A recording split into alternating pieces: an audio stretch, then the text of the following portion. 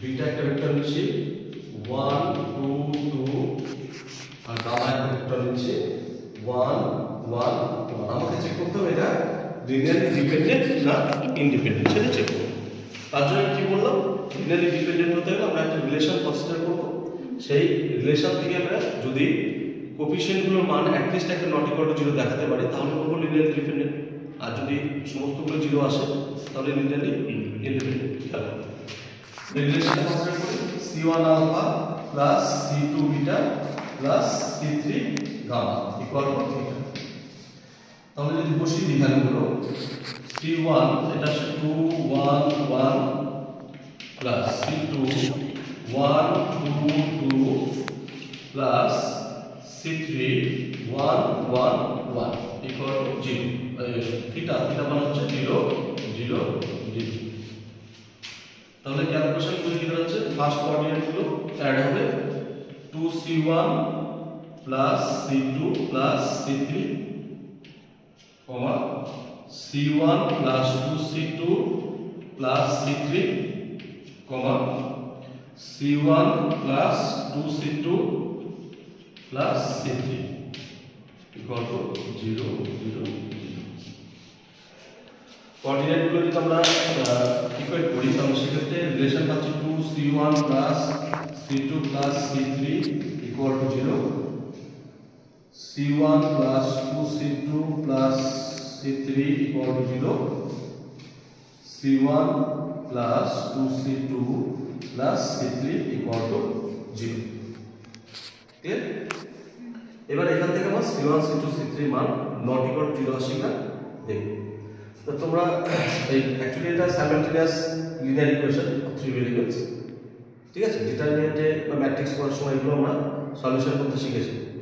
বিশেষ করে আমি একটা বিষয় তোমাদের বলি তো বুঝতে পারবে। যদি এরকম আসে যেহেতু রাইট হ্যান্ড সাইড সব 0 আসে, সে c into x equal to 0 এরকম যদি আসে কি হতে পারে, c এর মানটা 0 হতে পারে, আবার c এর মানটা নট ইকুয়াল টু 0 হতে পারে।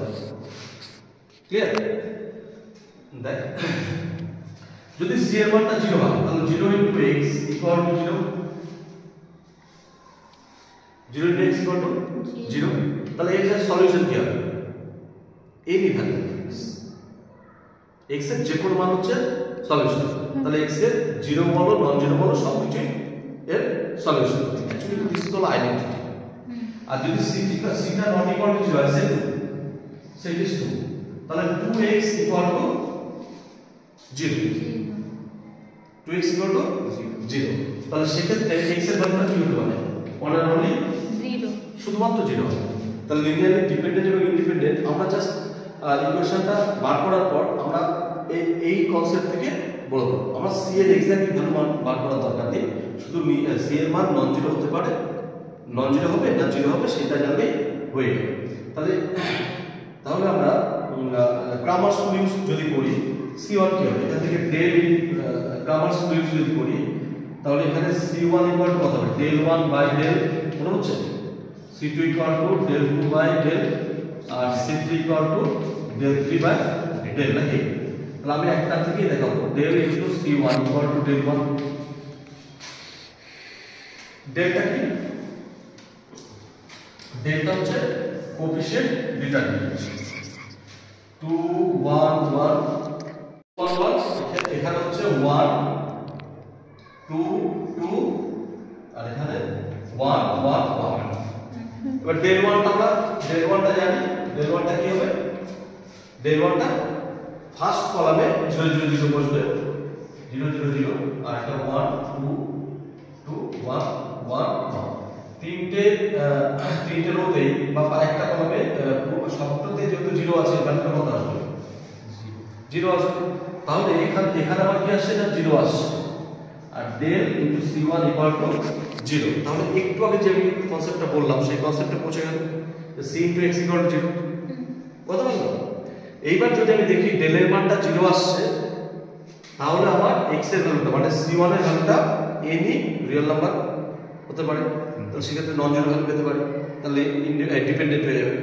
আর যদি del এর মানটা নট ইকুয়াল টু 0 চলে আসে তাহলে 1 আর 1 অপশন কি থাকছে ইকুয়াল টু 0, তার মানে কি হচ্ছে ইন্ডিপেন্ডেন্ট ভেরিয়েবল। তাহলে আমরা ডেল এর মানটা ক্যালকুলেট করব। ডেল এর মানটা ক্যালকুলেট করে কিভাবে আমরা সবাই এটাকে এক্সপ্যান্ড করতে জানি। 2 ইনটু ফার্স্ট রো এর সাথে এটাকে এক্সপ্যান্ড করছে 2 into 1 minus 2 into 1 minus 1 into, এবার এটা 1 into 1 1 into 1 হ্যাঁ এটা 1 into 1 into 1 minus 1 into 1 plus 1 into 2 into 1 2 into 1 minus 2 into 1 minus 2 into 1, তাহলে কত আসছে হলো?